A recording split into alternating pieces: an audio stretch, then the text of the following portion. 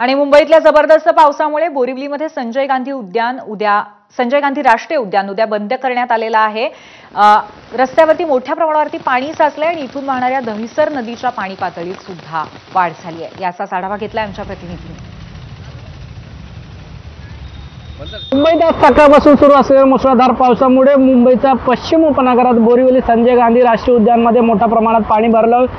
पाणी भरल्यामुळे संजय गांधी राष्ट्रीय उद्यान आज पर्यटकांसाठी बंद करण्यात आलं।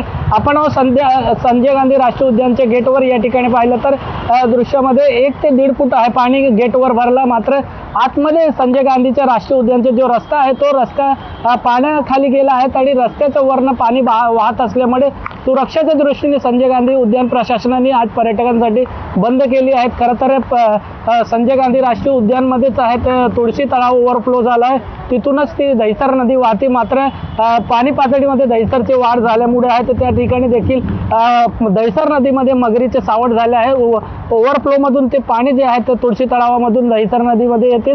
संजय गांधी राष्ट्रीय उद्यानच्या आतूनच ती नदी वाहत असल्यामुळे ती देखील या ठिकाणी सुरक्षेच्या दृष्टीने बंद करण्यात आलं। दुसरं बाजूने या ठिकाणी बॅरिकेड लावून आहे संजय गांधी राष्ट्रीय उद्यानचं जो गेट आहे तो पूर्णपणे सिक्युरिटीने बंद केला आहे।